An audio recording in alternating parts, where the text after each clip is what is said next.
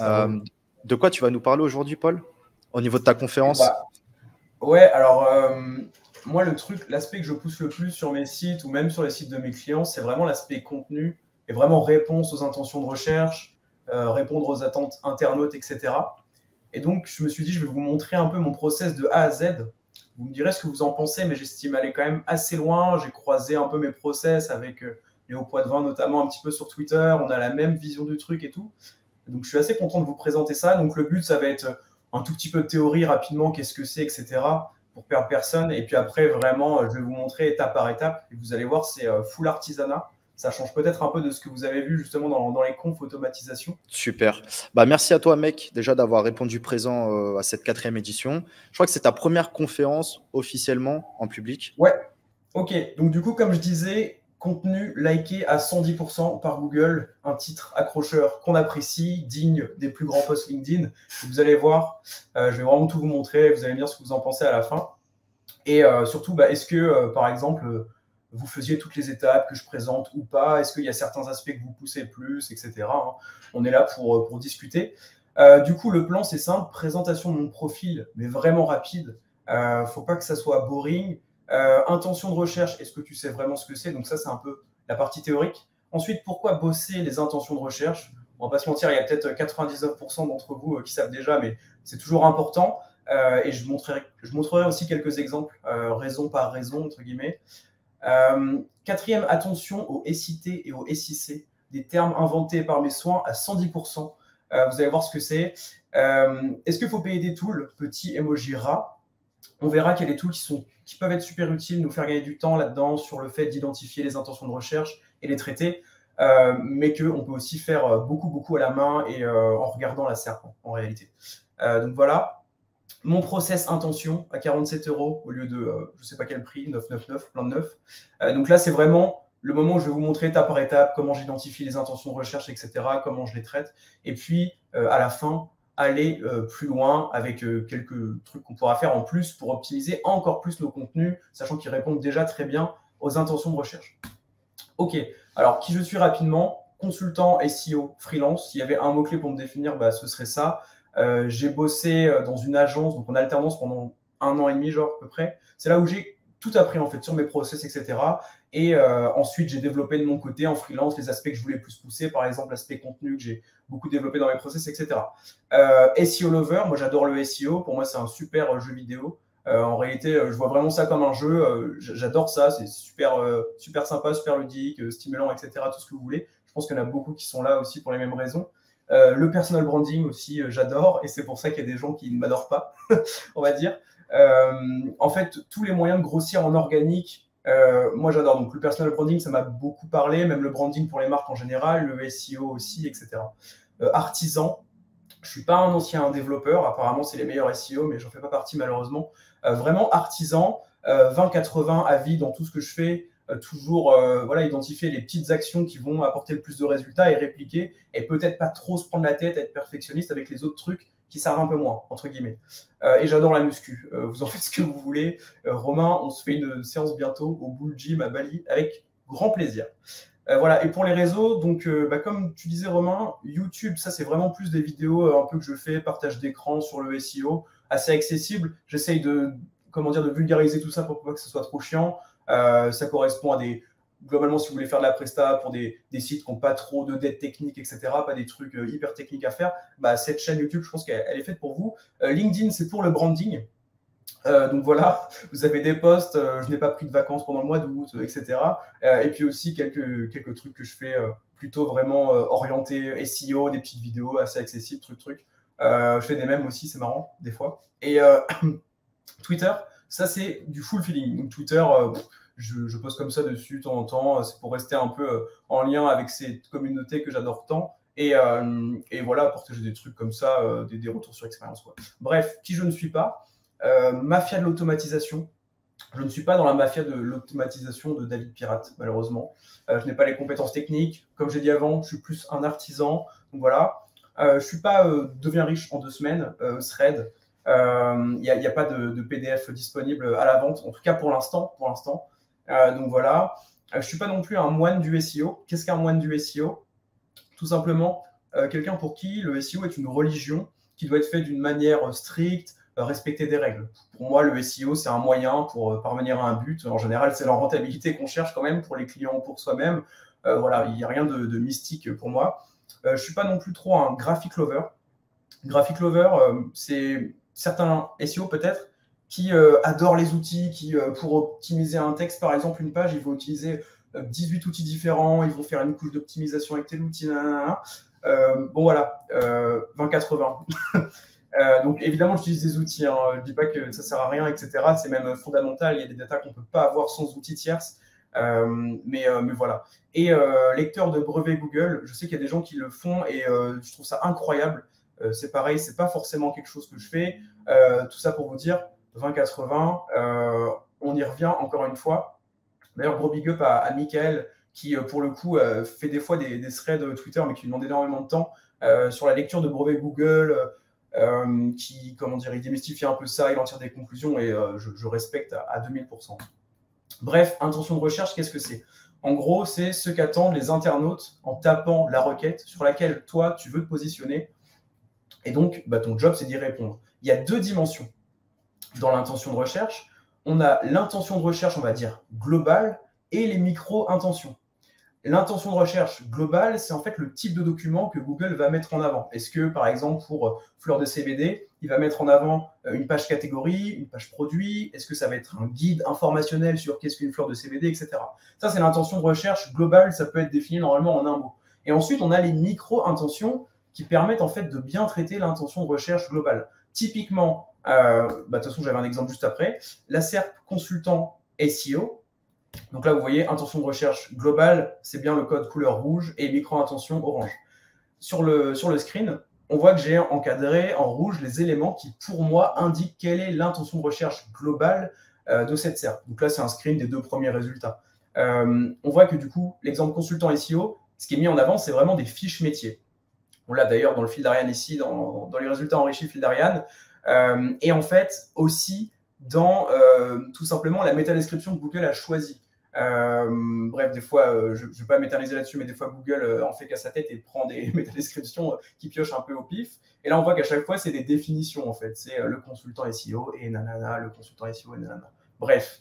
Ensuite, on a donc les micro-intentions. C'est un peu tous les autres points qu'on va vouloir traiter. Et donc là, on voit que, par exemple, dans les PA, on a la micro-intention, mission. Quelles sont les missions d'un consultant SEO? Ici, on parle de formation, on parle de salaire, de carrière, peut-être d'évolution de carrière, etc. Et on comprend rapidement que tout ça, en fait, ça répond à l'intention de recherche globale, un peu fiche métier, quoi. Voilà pour ça. Donc, 3 observations. La première, je ne suis pas premier sur la requête, c'est hyper décevant, j'ai pleuré toute la nuit. La deuxième, c'est que l'intention de recherche globale, comme j'ai dit, c'est vraiment de la fiche métier. Et la troisième, c'est qu'on identifie déjà des micro-intentions, donc les missions, le salaire, la formation, etc. Et encore une fois, les deux sont liés. Pourquoi bosser ces intentions de recherche? Pour répondre à cette question, il faut comprendre que veut Google. En gros, pour ne pas être chiant, Google, il veut gagner de l'argent avec Google Ads. Pour ça, il faut qu'il gagne ou qu'il conserve des parts de marché, enfin les deux, quoi.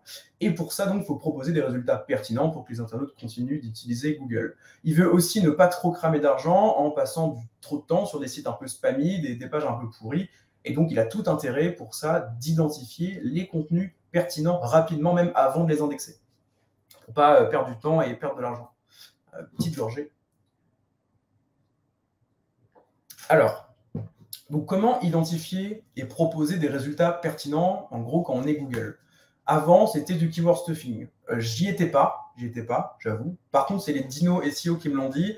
Et en réalité, voilà, c'est vrai que toutes les personnes qui bossaient dans le SEO dans les années 2000, 2010, etc., me disent que voilà, globalement, c'était quand même beaucoup plus simple, entre guillemets, même qu'il y avait plus d'argent à se faire, meilleur CTR, etc. Bref. Et maintenant, on est plus dans une dynamique de répondre aux intentions de recherche ou limite, alors je ne vais pas dire qu'on ne pense même plus à Google, mais on a plutôt intérêt à penser à l'internaute et à la valeur qu'on va lui apporter. Et en fait, si on pense qu'à l'internaute et qu'aux réponses aux intentions de recherche, limite, on va déjà avoir un contenu optimisé. Alors que si on pense qu'à Google, entre guillemets, keyword stuffing, etc., a priori, ça marche peut-être un peu moins, en tout cas sur des SERP concurrentiels. Voilà, mais pas que, hein, évidemment. Là, aujourd'hui, je parle vraiment de cet aspect un peu de cet aspect un peu contenu, etc. Évidemment, il n'y a pas que ça. On a le netlinking, on a l'autorité, on a aussi les web performance qui peuvent jouer, etc. Mais là, voilà, le focus, c'est vraiment contenu. Du coup, bosser ses intentions de recherche, car sans réponse à l'intention globale, pas de ranking, ou un ranking vraiment éclaté, on va dire. Sans réponse aux micro-intentions, ranking à désirer. C'est-à-dire que si on répond à l'intention de recherche globale, je sais pas, par exemple, on fait une fiche métier consultant SEO, ok, check, c'est bien, sauf qu'on ne détaille pas l'émission, on ne détaille pas le salaire, en gros, on fait juste une définition, par exemple, je sais pas, de 200 mots de ce qu'est un consultant SEO. Bon, ok, on match l'intention globale, mais les micro-intentions derrière ne sont pas là. Et je vais vous montrer un exemple après. Et quand on traite les intentions à 110%, et pas 105, vraiment 110%, on peut vraiment dépasser des concurrents qui ont plus de budget, qui ont par exemple investi plus de temps sur leur stratégie de contenu, qui ont des équipes derrière, ou qui ont investi énormément dans l'achat de liens, par exemple, ou qui ont une chaîne YouTube très développée avec des caméras de ouf, bref, qui investissent plus que vous et qui ont une meilleure autorité que vous, pardon. Et donc, ça peut permettre comme ça de monter devant eux sans leur budget, et ça, je trouve ça vraiment incroyable. Du coup, je disais, sans réponse à l'intention globale, pas de ranking. Ici, j'ai un exemple sur toujours la SERP consultant SEO. Moi, j'ai une page meilleur consultant SEO. Elle n'a jamais été optimisée vraiment de manière directe pour consultant SEO, mais c'est quand même marrant à observer parce que je suis 45e. Donc, je suis 45e. Pourquoi? Parce qu'il y a quand même évidemment l'aspect sémantique. J'ai consultant SEO dans le title, dans le H1, etc.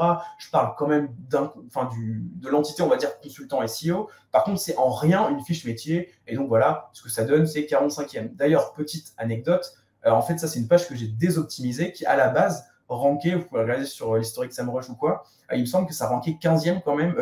Ouais, 15e, 20e, un truc comme ça, vous me direz, mais bref, sur consultant SEO, parce que justement, j'étais allé trop loin dans la réponse aux micro-intentions et que, en gros, je commençais à définir un consultant SEO, etc. Et ça, c'est quelque chose que j'ai enlevé, du coup, pour essayer de faire ranker plutôt notre page. Bref, toujours est-il, ici, on n'a pas d'intention de recherche globale fiche métier, donc ça rentre vraiment pas bien. Sans réponse aux micro-intentions, donc on va dire sans être parfait au niveau des sous-intentions de recherche, ranking à désirer. J'ai ici l'exemple de l'agence web, donc c'est l'agence dans laquelle j'ai bossé. Ils sont hyper forts, bref, pas de promo, mais ils sont vraiment super chauds. Et en fait, ils rankent sur consultant SEO, mais que 13e. Alors pourquoi? Ils répondent à l'intention de recherche globale fiche métier. Voilà, ils nous définissent un peu. Donc ça, on a la structure à chaîne. Hein. Là, c'était globalement pareil, c'était le sommaire, mais voilà. Ils définissent un peu ce qu'est le consultant SEO, Black Hat, White Hat, in-house, machin, etc. Comment devenir consultant SEO. Donc, ils font quand même une sorte de fiche métier. Ceci dit, ils n'ont pas poussé le contenu assez loin au niveau des micro-intentions et on a des choses qui manquent par rapport aux consultants, aux pages qui rankent, aux concurrents qui rankent, notamment l'aspect salaire, l'aspect évolution de carrière et l'aspect formation. En fait, sur leur page, ils disent devenir consultant SEO, mais par exemple, ils ne détaillent pas forcément toutes les formations qu'on pourrait avoir, etc. Et selon moi, c'est ce qui fait qu'ils sont à la porte de la page 1 et qui ne montent pas plus haut. Pour leur défense, évidemment, ils en ont à peu près rien à faire, je pense, de ce mot-clé-là. Ce n'est pas du tout là que se trouve leur business, mais voilà, c'était un peu pour illustrer ça. Et donc, intention à 110% et pas 105%, dépasser les concurrents qui ont plus de budget. Là, j'ai un exemple, donc évidemment, agence SEO. Pour ceux qui ont suivi, il n'y a pas que le contenu qui a joué. Je vous vois, il n'y a pas que le contenu qui a joué. Manipulation de CTR, du trafic direct envoyé sur la page, etc. Ceci dit, depuis le moment où j'ai fait ces tests-là sur les réseaux un petit peu, ça a fait parler, c'était rigolo. La page est quand même restée top 5, il me semble, en moyenne, même un peu plus. Ce qui veut bien dire qu'au final, les intentions de recherche sont bien là et que voilà, sinon la page elle serait faite jarter. J'avais déjà fait des tests d'ailleurs en manipulation de CTR, un petit peu comme ça avec les réseaux. La page était moins bien, mon autorité, elle était retombée direct. Bon, bref, là, elle reste. Tout ça pour dire que voilà, la page a grimpé dans le temps. Pourquoi? Parce qu'en fait, je traite des micro-intentions que les concurrents ne traitent pas. Donc, par exemple, un classement des agences. Bon, il y a Junto, je crois qu'il le fait. Peut-être un sortlist aussi. Mais clairement, tous les concurrents ne le font pas. Le prix d'une agence, bon, c'est pareil. Évidemment, je pense que personne ne veut se prononcer et donner un vrai prix. Moi, j'ai essayé de donner un prix moyen pour être plus pertinent et les critères de choix d'une agence. Puis, évidemment, il y avait d'autres aspects, mais bref, c'est pour vous donner un exemple. Et donc, ça nous donne un troisième. J'avais regardé avant-hier sur SEMrush la position moyenne. Ça nous donne un troisième, ce qui est plutôt cool, sachant que honnêtement, j'ai vraiment pas l'autorité de mes concurrents. Alors, mon site est super thématisé SEO, tout ça, il y a des trucs qui font que ça facilite le ranking, évidemment. Mais voilà, j'ai vraiment pas leur autorité, leur budget. Bref, attention au SIT, le Search Intent Trap. Donc, en bon français, le piège des intentions de recherche, on pourrait dire. Alors, en fait, qu'est-ce que c'est? C'est le fait que sur certaines SERP vraiment concurrentielles, on a une surenchère d'informations qui, des fois, en fait, ne sont pas forcément utiles. Le risque, c'est quoi? C'est qu'en fait, sur ces SERP-là, donc CBD, nutrition, je sais pas, pompe à chaleur, tous ces trucs-là, bah, en gros, vous pouvez ajouter, vous, dans votre contenu, plein d'infos, mais en gros, ajouter les infos pour ajouter les infos. C'est exactement comme j'ai marqué, quitte du coup à négliger la pertinence et donc à rédiger, je sais pas, à payer des textes pour rien, sur une page catégorie, à redéfinir le produit, etc. Du coup, perte de temps et de budget rédaction, c'est un peu le risque. C'est pas un très très gros risque, surtout pour des niches, enfin, on va dire des thématiques concurrentielles. Les grosses boîtes, on a un peu rien à faire de dépenser X euros en plus en rédaction. Mais je mets ça surtout pour les petites boîtes ou les personnes qui voudraient se lancer un peu en SEO. C'est pas parce que vos concurrents parlent de tel ou tel truc dans leur guide informatif ou que sais-je qu'il faut absolument le reprendre. Il faut vraiment, je pense, faire un tri en fait. Et se demander, bah, en fait, est-ce que vraiment ces micro-intentions-là aident à l'intention de recherche globale? Je ne sais pas, dans la fiche métier consultant SEO, s'il commence à nous parler de comment devenir consultant SEO, bon, peut-être qu'on peut en conclure que voilà, ça ne sert à rien d'ajouter ça sur la page et que ça ne va pas du tout aider les internautes et que Google ne va pas non plus nous considérer par rapport à ça. Donc voilà, c'était un petit disclaimer. Et donc j'avais, oui, je voulais faire l'exemple, donc l'exemple vraiment mais typique des pages produits ou des pages même catégories avec les H2, qu'est-ce que le produit? Je ne dis pas que c'est vraiment inutile, mais en général, bon, l'internaute qui arrive sur votre page produit, qui a tapé peut-être, je sais pas, produit plus la forme, genre, je sais pas, ashwagandha en poudre par exemple, c'est une plante. En général, il sait déjà ce que c'est, il veut juste acheter, ça sert à rien de lui refaire la définition. Par contre, ajouter le contre-exemple, c'est ajouter voilà, de l'informationnel sur X critères pour choisir son ashwagandha. Ça, c'est super bien parce que le gars arrive typiquement sur une page catégorie, j'en sais rien, et il doit faire un choix, il y a plein de catégories différentes de produits d'ashwagandha. Bon, bah voilà, vous lui dites si vous voulez plus ça, tournez-vous vers ci, etc. Bref. Donc voilà, bien faire le tri entre micro-intention, en fait, les informations qui sont des micro-intentions utiles, qui aident vraiment la pertinence de la page, et plutôt les informations, on va dire, remplissage, quoi. Voilà pour ça. Le SIG, le deuxième terme, pardon, inventé à 110%. Alors ça, c'est beaucoup, beaucoup plus problématique que le SIT. Mais moi, j'ai du mal. Quel enfer. Et parce que là, au pire, vous perdez du temps, vous perdez un peu d'argent. Là, par contre, vous pouvez carrément déranquer, en fait. Donc, qu'est-ce que c'est? Comme son nom l'indique, c'est vraiment le fait qu'il y a des intentions de recherche vraiment globales, donc ce que le type de document, le type de page que Google met en avant, ça peut changer sur une SERP dans le temps. Et je crois que c'était l'exemple. J'ai un exemple après, bref, je vous donnerai. Mais en gros, voilà, le rythme, c'est vraiment d'investir du temps et de l'argent, de faire une page 100% optimisée, mais à l'instant T, et au final, de ne pas regarder, de ne pas trop faire gaffe, et de perdre des rankings, et de 2-3 mois après, en fait, d'être complètement hors compétition, des fois même en page 2, alors que la page est tout aussi pertinente, et des fois, on se dit, ah bah ouais, c'est les concurrents, ils ont dû investir en netlinking, et moi, j'ai pas investi, etc. Alors que des fois, c'est juste, vous voyez que la typologie de la SERP change. Donc ça, c'est vraiment hyper important à regarder. Et donc, voilà, la solution, c'est quoi? C'est suivre de près vos top SERP, donc vraiment les top SERP business, et s'adapter. Soit vous le faites manuellement. Moi, par exemple, j'ai pour habitude de regarder assez régulièrement, manuellement, les top mots-clés de mes clients, de mes sites. Ou soit vous pouvez le faire avec l'historique de SERP, de SEO Observer. Et je suis même sûr, vous pouvez peut-être le dire en commentaire en haut, ceux qui savent, mais je suis même sûr qu'il y a des tools qui peuvent vous faire des alertes par email si la typologie de SERP change ou s'il y a des gros mouvements dans vos SERP, etc. Je crois que c'est Cocolize, un truc comme ça, qui proposait ce genre de feature à vérifier. Ça, c'est un exemple d'une page à moi. Donc, c'est pas agence SEO, c'est freelance SEO, donc une page qui est quand même assez stratégique. Et vous voyez, en fait, j'ai subi une chute pour rien, entre guillemets, c'est ce que je pensais. Et en fait, c'était que justement, l'intention de recherche, elle changeait. On peut essayer d'une SERP où il y avait, je crois, Malte en premier, et moi j'étais normalement donc voilà, dans le top 3 à peu près, quoi, à une SERP où il y avait Malte, et puis Coder, et puis machin, et truc. Et en gros, il y a plein de plateformes de netlinking, des plateformes comparatives de freelance qui sont mises à ranker, en fait, et à être mises en avant, et c'était pas des nouveaux contenus, c'était vraiment des contenus qui existaient depuis longtemps.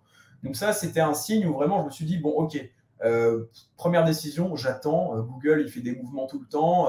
En plus, je sais que c'est une SERP qui bougeait vraiment beaucoup. Donc, première décision, j'ai rien fait, j'ai attendu. Et en fait, j'ai vu que c'était assez.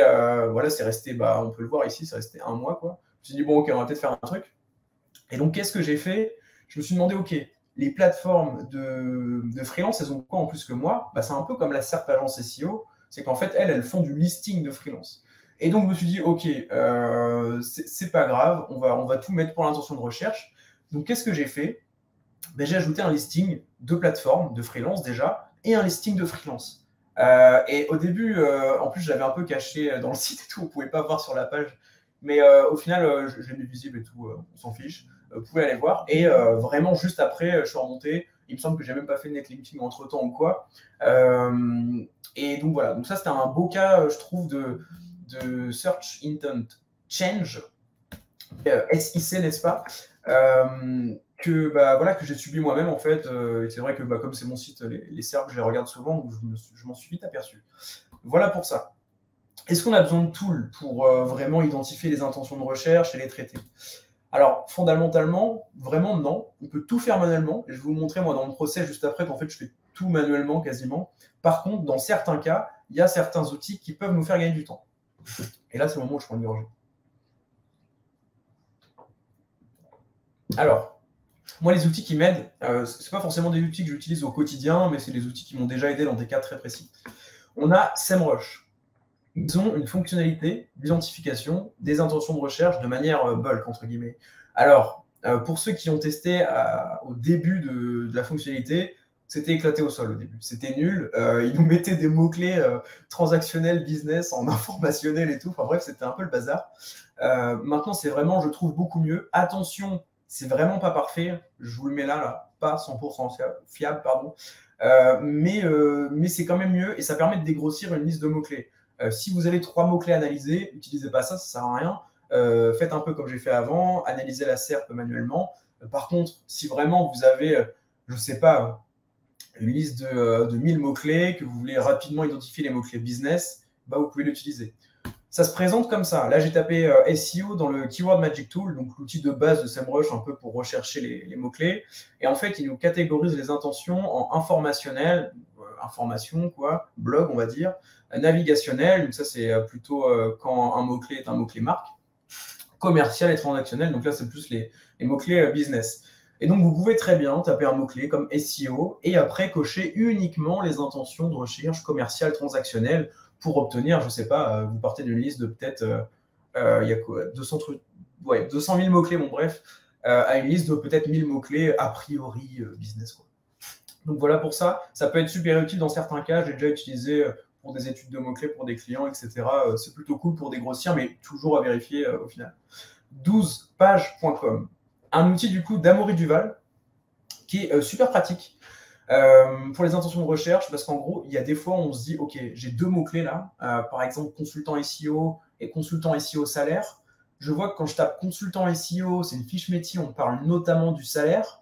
Alors, est-ce que je dois créer une autre page sur consultant SEO salaire ou pas? Ça, c'est un outil. Donc déjà, en dehors de checker les similarités de SERP manuellement et de vraiment déduire ça de vous-même, ce qui est, je pense, le mieux, c'est un outil qui peut vous faire un peu gagner du temps. Et donc, ça compare les taux de similarité des SERP. Et concrètement, voilà, ça permet de déduire si on peut cibler 2 mots-clés via une seule et même page ou s'il y a besoin de créer une deuxième page. Voilà, globalement, ça, c'était le mot-clé que j'avais choisi en plus. Donc, ça se présente comme ça. Requête 1, consultant SEO. Requête 2, consultant SEO salaire. Vous déterminez vous-même votre seuil de similarité. Donc là, je crois que c'est 40% du coup. Et le nombre de résultats. Vous faites voir le résultat. Et donc, voilà, il nous dit que là, par exemple, il faut créer 2 pages différentes car il n'y a que 2 résultats en commun dans le top 10 des SERP, etc. Donc voilà, super cool pour ça. Si vous n'avez pas l'expérience SEO pour sentir la SERP, comme on dit, ça peut être un super raccourci. Alloscan, pour les mêmes raisons que 12 pages. C'est vraiment un outil que je recommande. Du grand Stéphane Malreno, j'ai mis, qui passe juste après moi, en plus, il me semble. Un vrai crack. Tout le monde me fait des retours sur ce gars en disant qu'il est hyper bienveillant et tout. Bref, ça a l'air d'être un boss. Je ne le connais pas personnellement, mais j'apprécie vraiment beaucoup. Et son outil Alloscan, alors, quand il a sorti son tool, je trouvais ça ouf, parce que je me suis dit, putain, c'est un outil qui se base vraiment sur la SERP, qui prend les fonctionnalités de la SERP et qui essaye de les bulk, d'aller un peu plus loin, etc. J'ai trouvé ça génial. Et il nous propose du coup une fonctionnalité similaire à 12 pages, mais plutôt en bulk. Et donc ça, c'est incroyable si vous avez une liste, je ne sais pas, typiquement, vous avez pris SEMrush, machin, vous avez identifié rapidement si vous voulez aller au plus vite. Le scénario, vous voulez vraiment aller au plus vite.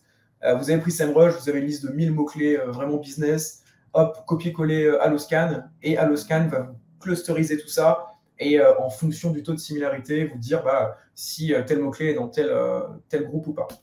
Concrètement, ça donne ça. Vous voyez là, sur l'outil, vous entrez X mots-clés. Là, ils ont tous pas cher en commun, donc les mots-clés pas chers. Et ça vous dit quel mot-clé doit être ciblé sur les mêmes pages en fonction du coup. Donc dans 12 pages, on avait un pourcentage de similarité. Là, c'est plutôt un nombre d'URL commun. Donc là, 50 sur 100, donc 50%. Quoi. Voilà, et donc concrètement, on voit que vol pas cher, et si vous faites une page vraiment optimisé pour vol pas cher, ça devra aussi être optimisé pour billets d'avion pas cher, etc. Donc super, super intéressant pour vraiment faire la stratégie avant même de traiter tout ce qui est intention globale et micro-intention. Ok, donc tout ça, c'est les outils facultatifs qui répondent à des demandes spécifiques si vous voulez gagner du temps notamment. Par contre, ce qui est obligatoire, c'est les indices de la SERP, donc Google Suggest, PAA et recherche associée, super, super intéressant. Le contenu du top 5, et du cerveau humain, évidemment. Donc, concrètement, le process pour identifier ses intentions. On y est, toute la partie théorique, j'essaie d'aller un peu vite dessus, parce que bon, ça peut être un peu chiant pour certains d'entre vous si vous connaissez déjà, pour d'autres, ça vous a peut-être sauvé la vie. Concrètement, vous avez besoin de café et de prendre des notes. Et surtout, ne t'inquiète pas, ça va bien se passer. On commence. En gros, c'est quoi mon process? C'est vraiment hyper simple. La première étape, identification de l'intention globale. Je vous l'ai montré juste avant. Deuxième étape, on va penser aux micro-intentions en se mettant à la place du persona. Troisième étape, on va analyser les indices que nous donne la SERP. Quatrième étape, on va identifier les micro-intentions que traitent les concurrents. Cinquième étape, c'est un peu le truc bonus, on va se demander s'il n'y a pas une feature game changer. FGC, on pourrait appeler ça. Voilà. Bon. Je vais tout vous montrer avec l'exemple Ashwagandha. Donc Ashwagandha, j'en ai parlé juste avant un petit peu, c'est une plante et ça se vend en complément alimentaire. Voilà. C'est tout ce dont vous avez besoin de savoir. Identification d'intention globale. C'est le truc qu'on a déjà un peu vu avant avec Consultant SEO. Donc le but, c'est de checker rapidement la SERP, notamment les titles, souvent c'est très très parlant, pour identifier quel type de contenu Google met en avant. Donc, égale l'intention de recherche globale. Désolé si je me répète, mais il faut que ce soit vraiment très clair. Donc sur Ashwagandha, quand on tape Ashwagandha, on voit directement que ce qui remonte, ce n'est pas des pages produits, ce n'est pas des pages catégories, c'est vraiment des guides informationnels. Et ce qu'on voit d'ailleurs aussi, donc juste avant, pourquoi c'est informationnel? On voit que vraiment là, c'est des articles de blog, et on voit aussi qu'on a le knowledge graph de Google, en fait, ce qui est vraiment un pattern, le pattern, on va dire, caviar par excellence, le Saint Graal pour identifier, je pense, un mot-clé informationnel. Ou en tout cas, il y a une part d'intention de recherche informationnelle. Et deuxième truc qu'on voit, c'est qu'on a bien fait qui revient vraiment à chaque fois. Donc ça, j'encadre en orange parce que c'est peut-être une des micro-intentions les plus importantes qu'on va devoir traiter. Donc du coup, ce qu'on retient, c'est full guide info. On n'a que des guides informationnels ici. Et peut-être un accent qu'on va mettre sur les bienfaits. Puis on voit aussi qu'on parle de propriété, de danger, de posologie, etc., d'utilisation. Du coup, on peut commencer à ce stade-là à se faire déjà un listing des intentions de recherche qu'on va traiter. Ici, j'aurais pu le mettre en rouge d'ailleurs, mais on reprend notre intention de recherche globale, guide informationnel Ashwagandha, et on commence à lister déjà les micro-intentions qu'on a vues. Donc les bienfaits, qu'on souligne, pour dire que c'est important, la définition, les dangers, la posologie, les propriétés et les utilisations. Ok, maintenant on va penser un peu au persona. Et avant de regarder les contenus des concurrents, les indices de la SERP, etc., on va vraiment penser au persona. Et ça, par expérience, c'est vraiment un truc que peu de SEO font, parce que, je sais pas, c'est marketing, peut-être c'est un peu chiant, c'est du jus de cerveau concrètement. Et donc, c'est là où on va creuser l'écart, comme on dit, avec la concurrence. Bon, se mettre dans la peau de sa cible en ayant l'intention globale en tête, évidemment. On ne va pas commencer à réfléchir à des micro-intentions qui n'ont aucun rapport avec l'intention globale, donc le guide informationnel un peu complet. Et donc, on va identifier des micro-intentions pertinentes comme ça. Donc là, cerveau, obligatoire. Et ce qui peut être utile si jamais vous galérez un peu, ou que vous commencez dans le SEO ou quoi, answer de public et tous les outils un peu qui génèrent comme ça des questions, ça peut être un super déblocage. Si vous n'avez pas d'idée, bah, vous rentrez votre mot-clé et ça va vous générer des questions qui peuvent être posées par votre audience, etc. Donc franchement, trop bien. Je n'utilise pas, mais je pense que ça peut vraiment en aider certains. Ok, donc en faisant ça, là on imagine qu'on s'est mis à la place, etc. du persona. Bah, moi par exemple, je me dirais, ok, je veux la définition, mais je veux vraiment un zoom sur les origines, d'où vient la plante, etc. Ok, on parle, je ne sais pas, des bienfaits, mais moi je veux aussi savoir c'est quoi les différentes formes de produits. Est-ce qu'on en trouve en gélule, est-ce qu'on en trouve en poudre, etc. Je veux savoir aussi où est-ce qu'on pourrait en acheter. Je veux savoir si ça coûte cher. Et je veux savoir si, je ne sais pas si jamais je vais en utiliser, est-ce qu'il y a un temps de cure recommandé, est-ce que ça se prend à l'année, etc. Donc ça, par exemple, c'est vraiment des micro-intentions qu'on peut identifier comme ça, vraiment au feeling. Et en plus, quand vous commencez à connaître vos SERP, vous commencez à identifier facilement les micro-intentions. Moi, j'ai un client dans la nutrition, c'est assez facile, entre guillemets, de générer comme ça des micro-intentions qui sont pertinentes, qui répondent toujours à l'intention de recherche globale. Alors, maintenant, les indices de la SERP. Je regarde toujours les concurrents à la toute fin, moi, parce que comme ça, je trouve que ça permet d'aller au-delà de ce qu'on a déjà sur la SERP, puisque avant, on serait un peu creusé la tête à essayer de trouver des trucs sympas. Donc, les indices de la SERP, c'est le moment où on se sent un peu hacker, quoi. Je bidouille, attention, je suis technique. Bon, le but, c'est d'analyser tous les indices que Google nous laisse par rapport aux attentes des internautes, donc les micro-intentions. Pour ça, on va regarder Google Suggest, les People Also Ask, donc les PA, et les recherches associées. C'est parti. Ashwagandha, quand on tape ça, dans Google Suggest, on a des nouvelles micro-intentions qui apparaissent. Donc, par exemple, bienfait femme, bienfait homme. Donc là, je me dis, OK, donc il y a des recherches pour les deux. Donc, peut-être faire une partie qui différencie les bienfaits hommes de femmes, etc. Enfin, bref, après, c'est au rédacteur ou quoi de voir ça quand il fera ses recherches. Est-ce qu'il y a vraiment une différence? Ashwagandha musculation, OK, d'accord, c'est utilisé pour la muscu, peut-être en faire un H2 ou autre. Pour la peau, OK, super, on note. Quand ne pas prendre de l'ashwagandha? Donc, OK, le timing de prise, j'y avais pas pensé, super intéressant. Est-ce que ça aide pour le sommeil, les émotions? Est-ce que ça joue sur le poids? Est-ce que ça joue sur la testostérone? Quel ashwagandha prendre? Donc, ça fait un peu écho aux formes d'ashwagandha. Quel âge pour l'ashwagandha? Donc, en gros, quel âge est-ce qu'on peut prendre de l'ashwagandha si on a 52 ans, par exemple? Bref. Donc voilà, c'est des choses qu'on peut identifier comme ça vraiment assez facilement. Les recherches associées, en général, c'est vraiment quasiment identique au Google Suggest. Et là, c'est vraiment exactement la même chose, donc on n'a rien en plus, mais je vous invite toujours à les regarder parce que des fois, vous avez des suggestions assez sympas. Donc là, notre listing d'intentions de recherche, il s'allonge. On avait du coup... on avait donc les bienfaits. Là, du coup, on ajoute la distinction homme-femme, sommeil, testo, émotion, poids, peau, etc. Tout ce qu'on a vu. On va faire, je pense, une section sur est-ce que c'est interdit en France? Est-ce que c'est considéré comme de la drogue? On va faire une section aussi sur quand en prendre. Dans les utilisations, on pourra faire une sous-section sur vraiment la muscu, puisque ça a l'air d'être recherché, sur les types de produits. Et pourquoi pas, comme on parlait de l'âge, va faire une autre section un peu pour qui ce produit est fait et parler notamment de l'âge. Parmi ces micro-intentions, parce que là on a quand même beaucoup de choses, parmi tout ça, il y a peut-être certaines qui du coup nécessitent de créer des pages spécifiques en plus pour être ciblées. Typiquement, peut-être que dans notre guide global, parce que du coup l'intention de recherche globale, ici c'est vraiment un guide, on va dire, holistique, informationnel sur le sujet. Mais peut-être que du coup, en fait, on va parler de, je ne sais pas, ashwagandha pour la muscu, c'est bien, ça va peut-être nous aider à ranker, mais peut-être qu'on va devoir aussi créer une page fille, puisque quand on tapera ashwagandha muscu, on aura vraiment des articles dédiés à l'ashwagandha muscu. Pour ça, j'en ai parlé un peu avant, mais du coup, c'est là que les outils 12 pages Alloscan sont super utiles, c'est que vous pouvez checker après coup, si ça nécessite ou pas de créer une autre page, ou le faire manuellement. Si les SERP sont différentes, bah, vous créez une page fille, parce que ça veut dire que c'est un nouveau mot-clé sur lequel vous pouvez vous positionner. En plus, après, vous pouvez faire du maillage interne, donc des liens internes vers la page mère, donc Ashwagandha.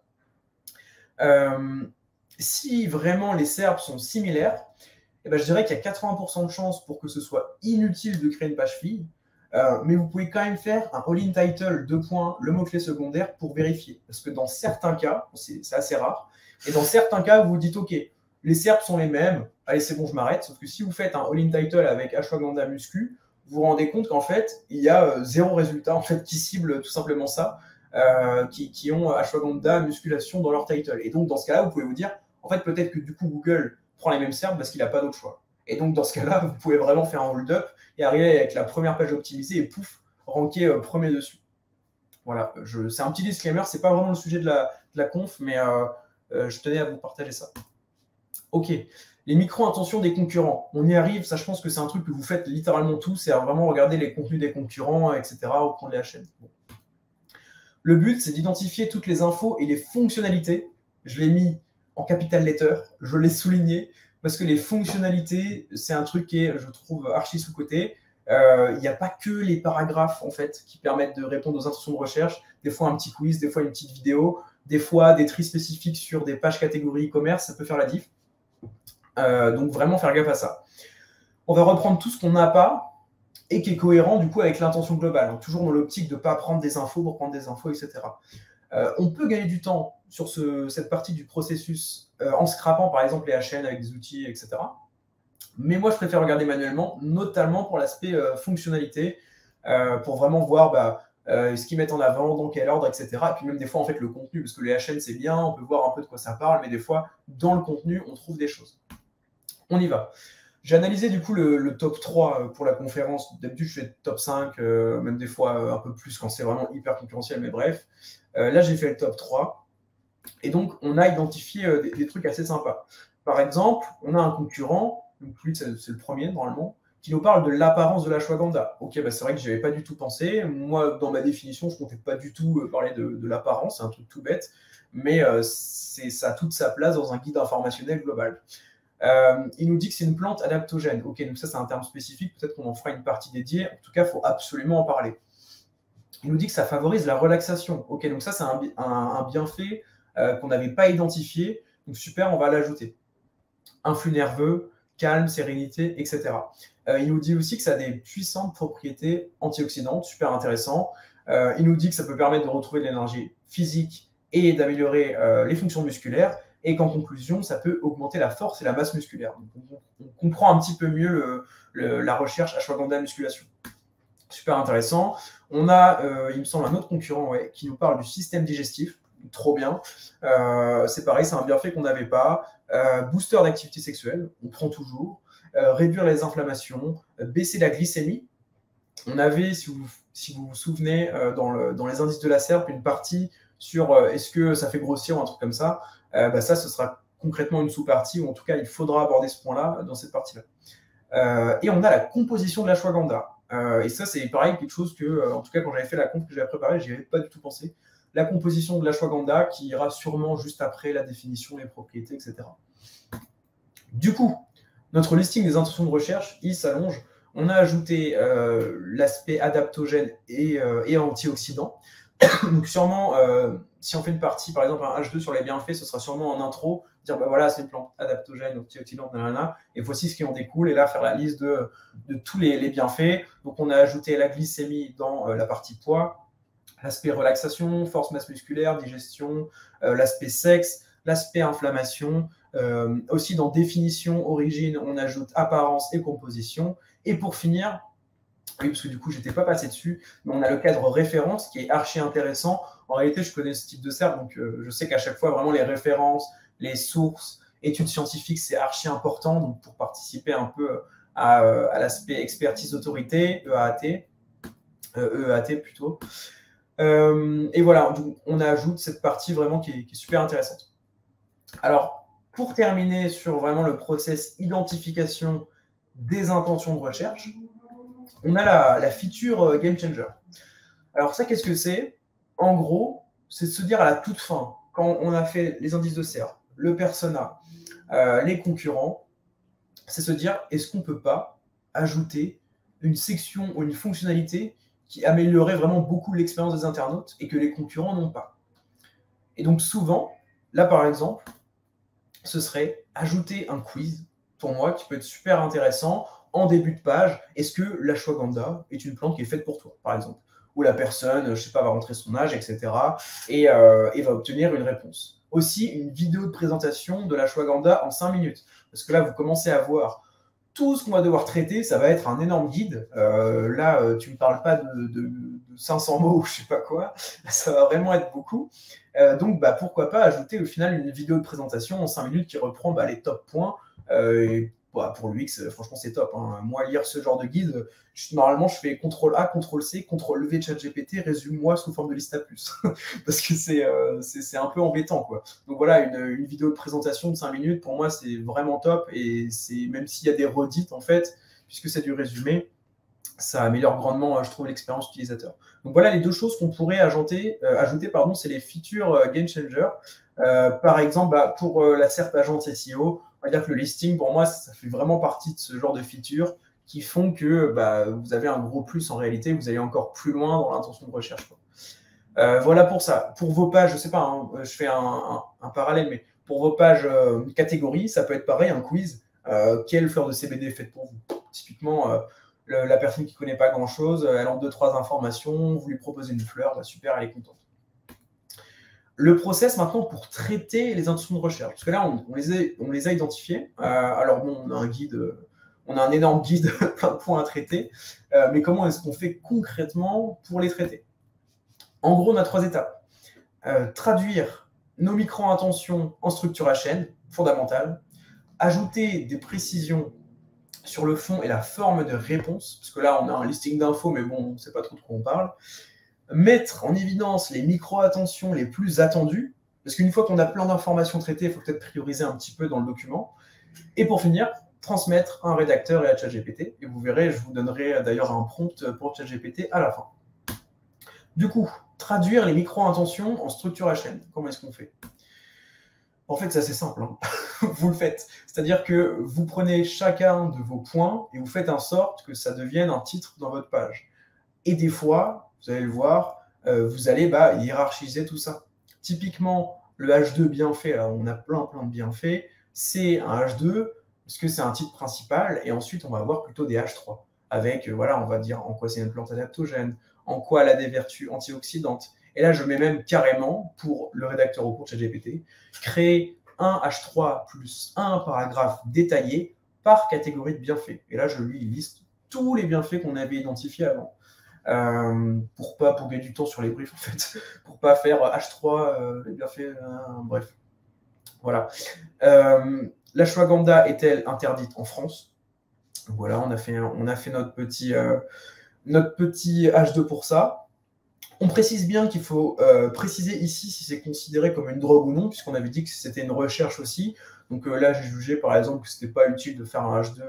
On peut en parler dans la même section.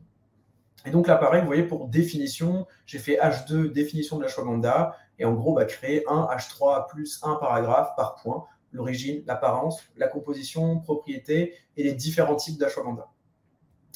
Donc en réalité, le brief, là, il fait ça, mais en réalité, il fait ça, quoi. Voilà pour ça. Est-ce que je détaille tout le reste? Je pense que vous avez un peu compris. Là, pareil, j'ai décidé de faire un H2 global, guide d'utilisation, avec un H3 par point sur la liste des utilisations, dont musculation, j'ai bien précisé, puisqu'on a vu que c'était recherché, la posologie, le moment de la prise, le temps de cure, les meilleures formes, etc. Et voilà, hein, globalement, c'est ça. Ensuite, on ajoute du coup des précisions, parce que là, c'est un peu, on va dire, imbuvable, notamment si vous rédigez avec ChatGPT. Bon, je ne vous conseille pas d'utiliser ChatGPT, spoiler, pour ce brief-là. On est sur quelque chose de très scientifique, de très précis, il faut être fiable. Utilisez pas d'IA pour ça, parce que si vraiment vous avez une IA entraînée sur des datas nutrition, médecine, etc., pourquoi pas, mais bon, voilà. Donc, ajout de précision sur le fond et la forme. Qu'est-ce qu'on peut lui dire? Donc ça, on n'a plus une structure à chaîne, là on a un gratte-ciel, hein, parce que c'est vraiment énorme. On peut lui dire que pour la vidéo, l'ashwagandha en 5 minutes, peut-être pour éviter de reprendre une vidéo d'un concurrent si le client ne peut pas créer, par exemple, ou que vous, pour votre site, ne pouvez pas créer de vidéo, pourquoi pas créer une vidéo en reprenant juste les principaux points de l'article, donc lister les bienfaits, est-ce qu'il y a des dangers, etc., avec videoscribe.co, qui est un outil que j'ai découvert pendant la conférence, pendant que je préparais ça, qui permet de vous faire, en fait, vous savez, les vidéos un peu... les vidéos dessins, là, vous avez la main et tout, les petites infographies qui bougent là. Ça, c'est sympa. Et pour ce type de besoin, c'est parfait. Il n'y a pas besoin d'avoir quelqu'un forcément avec une blouse blanche qui vous explique ce qu'est l'ashwagandha. Si c'est clair que l'internaute comprend tout en 5 minutes, c'est vraiment ce qu'on recherche. Ensuite, des petites précisions sur le quiz. Donc là, pareil, on peut détailler l'outil utilisé. Donc là, ce serait un quiz embed en Typeform tout en haut de la page qui prend en compte les données suivantes de l'internaute, l'âge, la recherche de bienfaits, quel bienfait il recherche, le budget en complément mensuel, les allergies, etc., pour lui dire à la fin si oui ou non le produit est fait pour lui. Ensuite, là, je précise bien de traiter tous les points, quitte à dire que c'est faux. Parce qu'en fait, le rédacteur, c'est pour ça d'ailleurs qu'il y a besoin d'un rédacteur pour moi pour ce brief-là, parce qu'il y a beaucoup de recherches à faire, notamment recherche officielle, etc. Peut-être que vous lui dites « Ah bah, trop bien, j'ai vu qu'il y avait une recherche ashwagandha testostérone. » Sauf que lui, le rédacteur, imaginons qu'il soit hyper calé, il peut vous dire « Mais en fait, Paul, pas du tout. En fait, c'est pas du tout un bienfait avéré. Et d'ailleurs, telle entité légale nous interdit de parler de ce bienfait-là précis. » Parce que voilà, il y a des choses qu'on peut pas, forcément, on peut pas tout dire, malheureusement. Et heureusement aussi. Donc voilà. Et donc, ce que vous pouvez dire au rédacteur, c'est vraiment traiter tous les points, quitte à dire que c'est faux en fait. Qu'est-ce qui vous empêche de faire un H3 ashwagandha boost la testostérone point d'interrogation et de dire que factuellement non, c'est carrément faux, hop, lien vers l'étude, etc. Et surtout, ajouter d'autres bienfaits s'il y a des études à l'appui. Puisque là, nous, on a notre vision un peu SEO, Google, geek dans son coin, là, n'empêche que la nutritionniste qui rédige, par exemple, en fait, si elle connaît son produit, peut-être qu'il y a plein d'autres bienfaits qui sont hyper intéressants, qui sont avérés, dont on ne parle pas ici, qui sont donc bons à rajouter. Voilà. Sur la partie ashwagandha, interdite en France ou pas, évidemment, faire un lien vers des sources légales officielles si possible. Bon, je sais que c'est pas interdit, mais si c'était interdit, mettre vraiment un lien vers ce qui dit que c'est interdit, etc., site du gouvernement. Pas forcément en nofollow, en UGC ou en cloqué ou je sais pas quoi. Hein. Pour moi, c'est ce genre de lien archi naturel.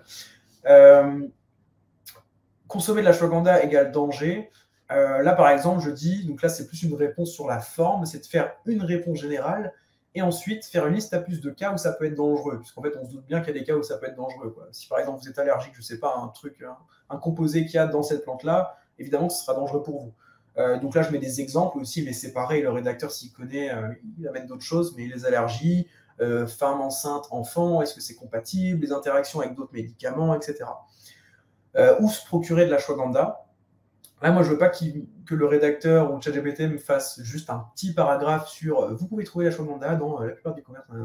Je veux une liste à puces pour que ce soit plus lisible et qui traite les points suivants, les boutiques en ligne, les pharmacies, puisque je sais qu'en fait, comme j'ai un client là-dedans, je sais que par exemple, il y a beaucoup de recherches sur je sais pas, d'autres produits, genre graines de chia, pharmacie. En gros, est-ce qu'on peut le trouver en pharmacie, quoi. Là, on ne l'a pas vu forcément dans les indices de la SERP, mais je sais que ça peut être pertinent. Donc, boutique en ligne, pharmacie, boutique physique, Amazon, etc. Bref, un peu lister tout ça. Quitte à dire encore une fois que c'est faux. Hein. Peut-on se procurer de l'ashwagandha sur Amazon? Non, en tout cas, on ne vous recommande pas parce que truc. Bref, quel est le prix moyen de l'ashwagandha? Donc là, je dis vraiment, pour éviter en fait la réponse, le prix moyen de l'ashwagandha dépend de sa provenance, de ses origines, de la politique de marge et de pricing de la boutique dans laquelle vous achetez. On ne veut pas ça, on veut une réponse claire et nette, on veut que Google nous apprécie. Donc là, je dis, fais un benchmark vraiment des top concurrents, entre guillemets, par exemple des revendeurs en ligne, et donne-moi un prix moyen au kilo. Voilà. Quitte à faire un énorme disclaimer après, ça peut changer, blablabla, truc. Mais vraiment, on veut plutôt de la donnée. En tout cas, c'est mon approche. Donner ensuite un prix moyen au kilo par forme, puisqu'en fait, on sait qu'il y a différentes formes, poudre, gélules, etc., comme la plupart des compléments. On veut aller encore plus loin et donner un prix moyen au kilo par forme en suivant la même méthode, donc le benchmark, voilà, faire des recherches. Et encore une fois, C'est pour ça que pour moi, cette thématique est peut-être un peu difficile à sous-traiter à de l'IA, puisqu'il y a pas mal de recherches à faire quand même. En bref, pour qui l'ashwagandha est-elle faite? Donc, répondre notamment en fonction de l'âge. On a le quiz en haut qui permet déjà de répondre à ça de manière sur mesure, mais là, ça nous ajoute plutôt, on va dire, la sémantique entre guillemets, quoi. Donc, répondre notamment en fonction de l'âge, des bienfaits recherchés, des allergies. On reprend les mêmes points que le quiz globalement. Et répondre aussi en faisant une liste à plus de cas propices. Des trucs tout cons, mais je ne sais pas, si on se rend compte que vraiment ça a un impact plutôt cool sur le sommeil, bon, dans la liste à plus, on peut mettre vous rentrez du travail, vous avez du mal à retrouver le sommeil, vous avez un truc à préparer pour demain qui vous stresse, nanana. Bref, on peut mettre des exemples dans lesquels le persona peut se retrouver en fait. Et les études scientifiques, donc là je précise bien, ne pas hésiter à faire des liens vers les études et à reprendre les études aussi que citent les concurrents du top 5. Moi perso j'ai un site dans les compléments alimentaires, ceux qui me suivent un peu sur les réseaux, j'en parle. J'ai pas envie de lire les études, je lis le contenu des concurrents. Si je vois que c'est cohérent avec les connaissances que j'ai, j'estime que du coup leurs sources sont aussi cohérentes. Et donc, rien ne vous empêche de reprendre les sources des concurrents si jamais vous avez la flemme. Parce que quand on dit faire des sources, etc., si vous travaillez avec un client, par exemple, comme moi, c'est le cas, qui ont des nutritionnistes en interne qui vont rédiger. Là c'est le Saint Graal. Là, tu ne me parles pas de problème de AT ou je ne sais pas quoi. C'est super bien. Mais si vous faites ça pour vous, pour votre site, vous n'avez peut-être pas envie de vous taper 3 heures de lecture d'études scientifiques en anglais. Donc voilà, ça peut être une super solution vraiment facile, quoi. Ok. Une des dernières parties, c'est la mise en évidence des micro-intentions essentielles. Là, on a du pot, parce que quand même, on met vraiment les top attentes, a priori, des personas en valeur. C'est-à-dire que dès le début, on donne les bienfaits, on a vu que c'était vraiment la micro-intention qui revenait le plus, on a une vidéo de présentation tout en haut, on a un quiz, etc. N'empêche que vous, quand vous ferez votre brief, ce sera peut-être pas votre cas. Là, on peut dire que c'est un coup de chance, entre guillemets, ou parce que je connais la thématique. Peut-être que vous aurez une liste de H1, H2, H3, etc., qui sera pas du tout dans le bon ordre, en fait, avec les bienfaits tout en bas, alors qu'on a vu que c'était le top prio, etc. Donc, il faut remailler tout ça et faire remonter, en fait, les micro-intentions les plus importantes, tout en haut de la page, tout simplement. Franchement, c'est un peu bête comme truc, mais voilà. Moi, la seule modification que j'ai faite, c'est qu'on avait l'ashwagandha était interdite en France. J'ai voulu la baisser, puisqu'en fait, au début, on parle vraiment beaucoup des bienfaits, donc j'ai voulu mettre plutôt l'aspect danger juste après les bienfaits, quoi, pour que l'internaute il arrive, ok, c'est ça, j'ai regardé la vidéo, tac, les bienfaits c'est ça, est-ce qu'il y a des dangers? A priori non, super, tu vois. Transmission rédacteur ChatGPT, c'est un peu là-dessus qu'on va conclure sur le process. Donc ici, encore une fois, rédacteur conseillé, car pour moi, il y a vraiment beaucoup de recherche et de vérification à faire, puisque c'est un sujet un peu touchy. Mais si jamais vous voulez, vous avez une thématique ChatGPT friendly, d'ailleurs, moi, mon site de complément, c'est full ChatGPT. Enfin, après, je commence avec du Jasper, un peu de manuel, mais bref, beaucoup de ChatGPT maintenant. Vous avez ce prompt, je vais vous le détailler rapidement, vous pouvez le screen, peut-être qu'on l'enverra en copier-coller, de toute façon, vous aurez le PPT normalement. En gros, j'avais déjà partagé, il me semble, sur YouTube. C'était quelqu'un qui m'avait demandé sur Twitter. Il y a pas mal qui l'avaient essayé, j'avais beaucoup de retours plutôt cool. Donc voilà, on a 2 lignes juste sur le contexte. Donc tu es X, donc ça c'est plus tu es, par exemple, on dirait tu es nutritionniste et rédacteur pour un site spécialisé en X, pas en X. Hein. Là on remplace par en, je sais pas, en nutrition, en plantes, en super aliments, etc. Enfin bref. Rédige un, là ce serait un guide informationnel complet par exemple, ce qu'on veut. Si on était sur consultant ici, on dirait rédige une fiche métier. Ayant pour titre principal, bon là globalement on peut reprendre le H1, voilà, ashwagandha, bienfait, danger, guide d'utilisation, très bien. Les internautes qui consulteront cette page chercheront principalement à, c'est savoir ce qu'est la plante et si la plante peut leur apporter quelque chose. Donc, globalement c'est ça. Après on a quelques règles vraiment plus pour le ton. Je prends une gorgée. Ok, donc les règles pour le ton, c'est parle de manière simple et succincte, parce que des fois ChatGPT il part un peu dans tous les sens, à la première personne du pluriel. Donc ça vous pouvez le changer, c'est si vous voulez que ça parle au nous, on, Moi, par exemple, pour paulmangeant.fr, des fois, je fais des articles avec ChatGPT, bah, je mets la première racine du singulier. Insère des virgules régulièrement, si pertinent, utilise des mots peu communs. Ça, il ne le fait pas trop, honnêtement. Adresse-toi aux lecteurs en se mettant à leur place, utilise le vouvoiement. Ça, je trouve que c'est un des points les plus game changer. En fait, moi, mon but, quand j'ai créé un peu mon template de prompt, il est assez simple. Hein. Mais quand je l'ai créé, je voulais vraiment que ça imite un peu la rédaction humaine et qu'on arrête il est important de machin, on dirait un article Wikipédia, le truc, ça n'a pas d'âme. Et souvent, le fait de se mettre à la place des lecteurs, c'est vraiment incroyable. Par exemple, dans la partie, je sais pas, définition, il va vous faire juste une petite intro. Vous demandez ce qu'est l'ashwagandha, ne vous inquiétez pas, on va simplifier le sujet. C'est parti. Juste des trucs tout ronds comme ça, des phrases de transition. Donne ton avis sur les sujets traités. Spoiler, il ne le fait pas trop non plus. Je le garde dans mon template, le jour où il le fera. Insère des phrases de transition naturelles entre les différentes parties du texte, ça c'est plutôt pas mal aussi. En tout cas, quand je le faisais au tout début, il le faisait beaucoup, maintenant peut-être un peu moins. Mais c'est pareil, c'est quelque chose qui participe un peu à une rédaction humaine, entre guillemets. Et finalement, suit la structure à chaîne et les indications suivantes. Et là, on fait du CTRL-C, CTRL-V, tel David de la structure à chaîne. Et puis voilà.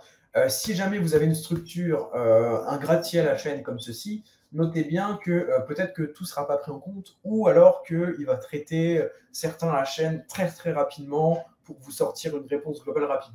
Dans ce cas-là, n'hésitez pas à segmenter.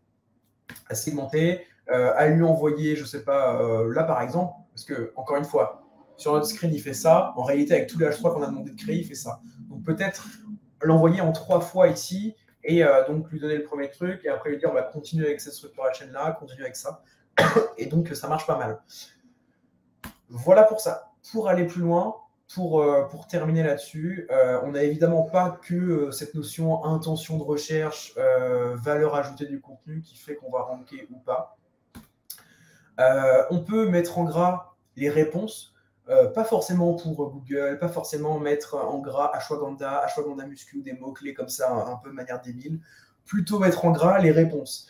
Là, on va avoir en fait par exemple, dans nos H2 ou dans nos H3, on va avoir des paragraphes quand même assez conséquents et la personne, elle n'a pas forcément envie de tout lire. Alors déjà, elle a la vidéo, tout ça, c'est top, mais plutôt mettre en gras le moment du paragraphe où on répond en fait au H2. Ça, c'est un truc que je fais tout le temps. Par exemple, je sais pas, l'ashwagandha est-elle légale en France? Bah, si vous faites tout un truc, ah oui, en 2012, il y a eu un décret, et qu'à un moment vous dites aujourd'hui l'ashwagandha est légale en France, bah, c'est exactement ce que vous voulez mettre en gras. Pensez user et peut-être que Google vous remerciera par rapport à ça. Ensuite, on peut optimiser notre article avec les données structurées. Schema.org, donc les entités, le type article qui est pas mal, author aussi pour le AT. Pour ça, je ne vais pas m'éterniser là-dessus, mais vous pouvez utiliser, si vous n'êtes pas doué là-dessus, ChatGPT. Vous lui demandez de vous faire des données structurées en JSON LD, de bien inclure les balises script au début et à la fin. Par expérience, il ne le fait pas toujours. Sinon, vous avez ce tool-là, technicalseo.com, qui vous le fait, c'est pas du drag and drop, mais en gros, vous sélectionnez, ok, c'est un article, l'auteur c'est truc, tac, hop, il vous fait le code. C'est pas mal, mais un peu limité dans les fonctionnalités. Vous pouvez pas faire tous les types de données structurées. Et sinon, vous avez Schemazoo. Je pense qu'il y a peut-être peu de gens qui connaissent. C'est un truc où vous copiez-collez votre texte. Vous cliquez sur les entités. Je ne sais pas si vous parlez, par exemple, dans l'ashwagandha de l'ANSES, par exemple, qui est l'association nationale, je ne sais plus quoi, bref, une des sources officielles que les nutritionnistes utilisent beaucoup pour backer ce qu'ils disent sur les réseaux, etc. Vous pouvez cliquer dessus et peut-être que schema.zoo va vous reconnaître ça et vous générer du code JSON LD, des données structurées JSON LD par rapport à ça. Je crois quand j'avais testé, je n'utilise pas au quotidien parce que quand j'avais testé, ça fonctionnait qu'en anglais. Alors après, à voir. Mais super outil, en tout cas très prometteur. Ensuite, vous pouvez travailler votre autorité on-page. Je crois que c'est le sujet de ma dernière vidéo YouTube d'ailleurs. En gros, tout ce qui est source, on l'a déjà mis, mais dans la thématique nutrition, c'est presque obligatoire, mais peut-être que dans d'autres thématiques, vous pourriez mettre des sources sympas vers des sites d'autorité, du gouvernement ou autre. L'expertise auteur, pourquoi pas faire en fin de page, et dans la thématique nutrition, pareil, c'est quasi obligatoire, un petit encart, article rédigé par X, X étant un professionnel de la nutrition, nutritionniste avéré, nanana, blabla. Lien vers son LinkedIn qui prouve tout ça, pourquoi pas, au cas où il y aurait un quality rater qui passerait par là, n'est-ce pas? Et expertise entreprise, vous pouvez faire la même chose. Donc je mets bien, voilà, il faut que ce soit quand même vérifiable au possible. Évidemment, pour les éditeurs de sites, j'imagine qu'il y a des moyens tout le monde peut faire ça hyper facilement. Donc voilà. Dites-moi d'ailleurs si ça marche ou pas, si vous avez une pénalité par rapport à ça, mais je pense pas, honnêtement. Je pense pas que Google alloue de l'argent à ça. Du maillage interne thématisé, c'est la base, la technique la plus simple pour faire ça manuellement comme un bon artisan, c'est de faire un site le nom de domaine.fr, donc par exemple, site polnutrition.fr et d'entrer son sujet. Donc par exemple, là, l'ashwagandha, hop, on va voir direct si on a d'autres articles qui parlent d'ashwagandha et on va se dire, ok, on va créer des liens internes vers la nouvelle page qu'on est en train de créer depuis ces pages-là qui parlent d'ashwagandha. On peut faire aussi, si vous avez déjà une bonne autorité, pas mal de liens vers la home, etc., un profil de lien un peu naturel, n'hésitez pas à faire du deep linking, donc du net linking en profondeur vers cette page-là pour venir la pousser. Sur des encres, là, vous vous débrouillez, je veux être responsable de rien, mais les encres semi-optimisées, ça marche très bien. Attention, hein, évidemment, toujours regarder par rapport au pourcentage d'encre de la SERP pour ne pas faire de bêtises, de ne pas devenir une anomalie dans la SERP. Regardez aussi peut-être par rapport à ce que vous avez déjà fait à votre passif en netlinking, etc. Ouais, voilà. Et des CTA, nom de Dieu, parce que c'est bien de ranker, mais s'il n'y a pas de CTA, ça ne sert à rien. Ça, typiquement, en fait, pour vous dire, cette stratégie-là de ranker sur des plantes, comme ça, le nom global de la plante, et de répondre avec un guide informationnel de 5000 mots, c'est une stratégie que j'ai faite avec un client qui, en fait, avait déjà tout ce qu'il faut sur ses fiches produits, qui avait déjà tout déployé, où en fait ma conclusion c'était ok, tes pages catégories, tes fiches produits, on va les pousser plutôt avec du netlinking. La sémantique est là. De toute manière, l'intention de recherche globale, c'est de la fiche produit. La personne veut venir acheter, comparer, filtrer. Elle ne veut pas forcément une définition de tes trucs. Donc voilà. Et donc, on a fait ça, cette stratégie, vraiment les guides un peu de la phytothérapie et tout, bref. Et on met évidemment des call to action partout, quoi. Voir le produit, acheter chez nous, etc. Voilà. Du coup, j'ai partagé tout mon process. David, petit pirate, tu peux automatiser tout ça. Envoie-moi un DM sur Twitter si tu arrives à automatiser tout ça de A à Z de manière qualitative et j'irai postuler à Pôle emploi tout de suite. Merci beaucoup pour votre écoute. C'était ma première conférence, j'ai grave kiffé, trop cool. Merci à Romain pour l'invitation, merci à Julien pour les explications, pour m'avoir pris en call et présenter tout ça. Merci à Juliane pour le suivi par email et merci à tous ceux qui participent au bon déroulement de l'event, notamment les sponsors. Bravo mec, grosse masterclass pour une première intervention. Très gros contenu, très lourd, bien expliqué, grosse énergie. Si vous avez des questions, n'hésitez pas à les poser le temps qu'ils reviennent. 16h20, ok. 16h20, on va faire les questions jusqu'à 16h30. Et après, on pourra enchaîner avec Stéphane, qui est déjà présent. Comme ça, à la fin de l'événement, vers 17h30. Quand tu partais, tout le monde t'a félicité. Donc, franchement, GG. Congratulations, okay, comme on dirait. Et très lourd. Voilà, il a plié sa masterclass. Il s'est barré comme un goth. Merci beaucoup. Hein. Franchement, trop content si ça a pu aider. Franchement, c'était lourd.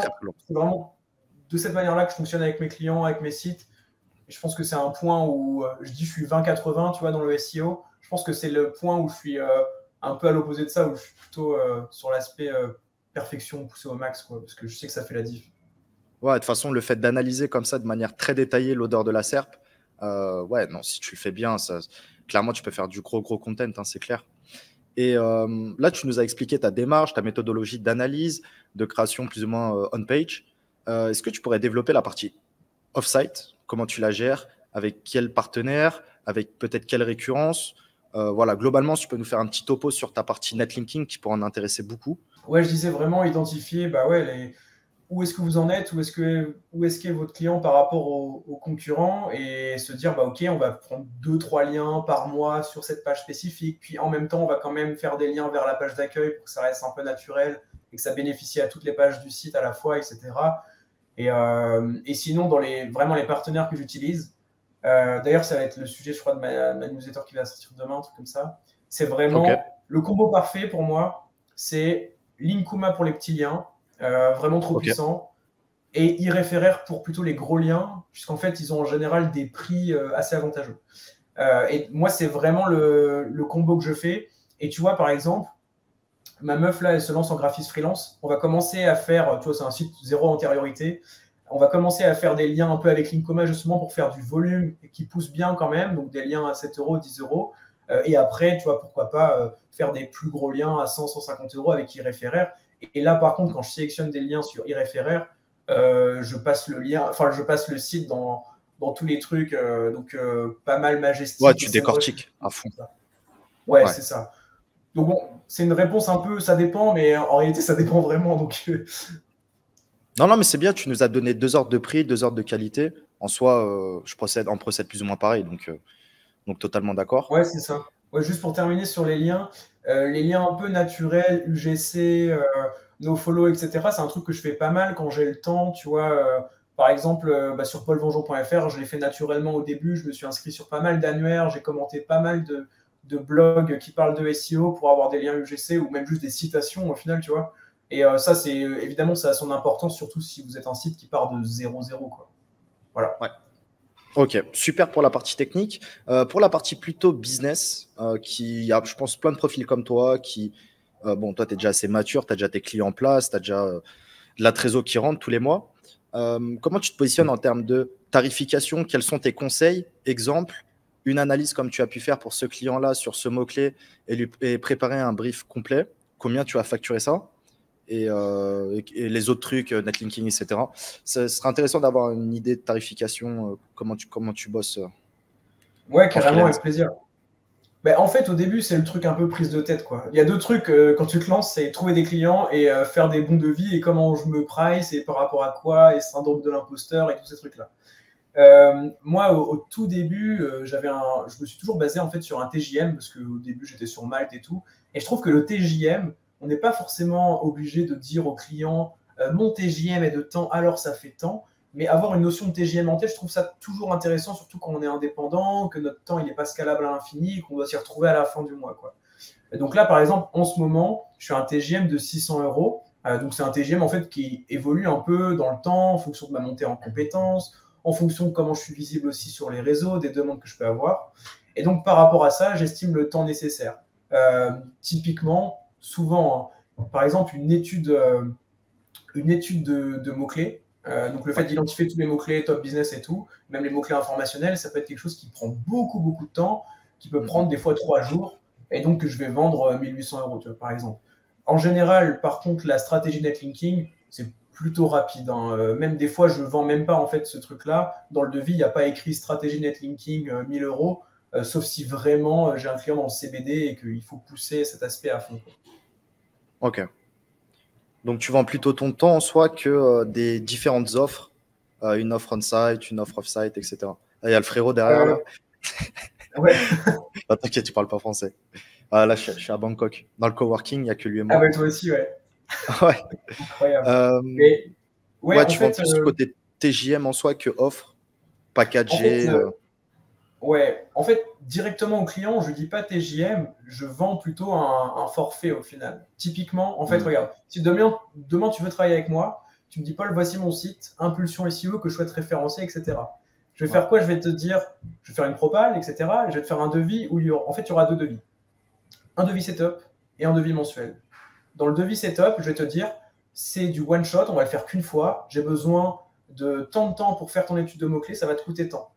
J'ai besoin de tant de temps pour te faire un audit technique pour qu'on passe sur des bases, pour qu'on parte sur des bases saines, ouais.